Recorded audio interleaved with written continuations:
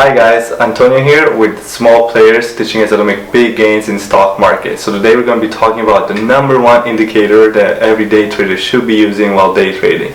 But before we get into that, please leave a like, comment and subscribe down below. So the number one indicator that everyone should be using is a really magical indicator, the VWAP. The VWAP stands for the volume weighted average price, which means that the VWAP takes into account the volume and the price of a stock in that exact moment intraday, and it calculates and plots it for you.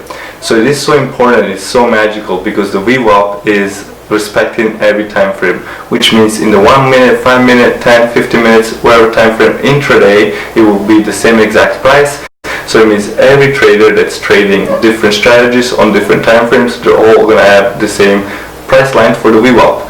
Well, if you were to use a different indicator such as EMA, SMAs, 9, 20, 30, whatever you be using, on different time frames there will be different prices, so it will give you different points.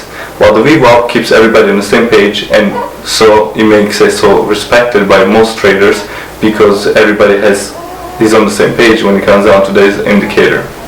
So the generalization of the VWAP is if a stock is crossing above the VWAP, it's going to be having a bullish sentiment to it, so people might think it's going to go up. Well, if it's going down, crossing below the VWAP, people are going to be having a bearish sentiment towards it, which means they're going to think it's going down. But as I said, it's just a generalization.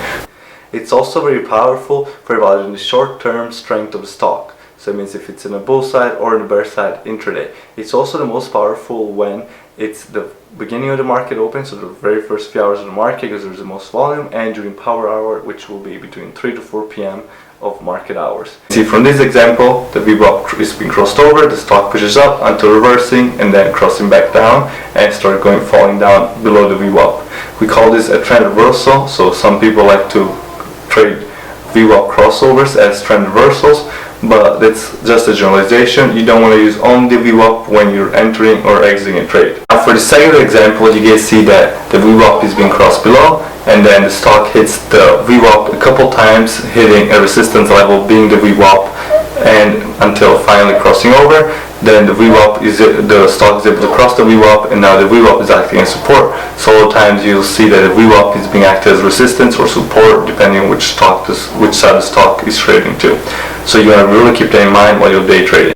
Also, another thing to keep in mind is that once a stock gets so overextended past the VWAP, as you guys can see from this example Tesla, the stock is more than likely to come back down. As you guys can see from Tesla, the stock is being overextended, pushes up too much, then corrects, comes back down, hits a VWAP support, again goes back up a lot more further and comes back down just as much further. So you gotta be careful when stocks get too overextended from VWAP if you want to enter or not, because it might be that you'll be soon coming a reversal and you might lose money. But also you guys can see it doesn't always happen. The VWAP doesn't bounce on it, it crosses down from below and Tesla starts losing and going down from the VWAP. Alright, now that we've covered the general topic of what the VWAP is and how you should trade it and what you gotta keep in mind when you're doing it, now I'm gonna give you guys some examples on how you could have traded the VWAP in real life scenarios and stock scenarios. So as you guys can see from this first example, you guys see that when the stock opened up in the morning, there was a lot of volume that came in, pushed up the stock above the VWAP, and then consolidated right above the VWAP with smaller volume. This could have given us a potential entry as we see the volume coming in, and we could have entered on the confirmation of the volume and rode the move upwards. So when we're trading the VWAP, also our stop loss, we want it to be a little bit below the VWAP. We don't want to ride the VWAP, we want it a little bit below it so that we don't get stopped out in case the stock is likely that could bounce on the VWAP, and there could be a wick that goes a little bit below it until coming back up, as a lot of people trade VWAP bounces. Now in the second example, you guys can see that the stock consolidates twice and bounces on the VWAP on this consolidation, which could have given us a potential entry, the stock on the bounce of the VWAP, and that we see the volume coming in. The volume would be a confirmation to get in once the stock is pushing up right close to the VWAP, and our stop would have been right below the VWAP just in case the bounce would have crossed a little bit under the VWAP, but we didn't get stopped out.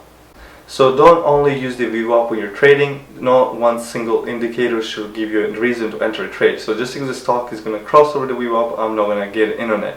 I've traded with a plan and I know what I'm looking for when I'm trading, so I will be using, I use things like VWAP, volume, or whatever the overall state of the market is, the flow of the stock. I took all those things into consideration, as you should, and make a plan, and I decide when I should enter, why I should enter, when I should exit, and why I should exit. I also have a plan on if I'm losing money, how much I'm willing to lose, and no more than that, I stick to my plan. I see too many people not stick to their plan, they lose money, they are hoping the stock might eventually go back up, they hold on to the stock and they miss so many opportunities they could have made money on, and they're stuck in this bad trade. So remember to, before you enter, always make a plan, no matter what your indicator says. Alright guys, so we went over the number one indicator you need to be using while day trading. You guys know I like to keep my chart simple, so all I do use is the VWAP and the 20 EMA on the 5-minute time frame, also keeping in mind the volume, the flow of the stock, and whatever the market is doing. Alright guys, so thank you guys for watching this video. If you haven't yet, hit the like button down below, helps the video out, and leave a comment wherever you guys want me to cover next. Subscribe to the channel, and I will see you guys all in the next one. Thank you for watching my video.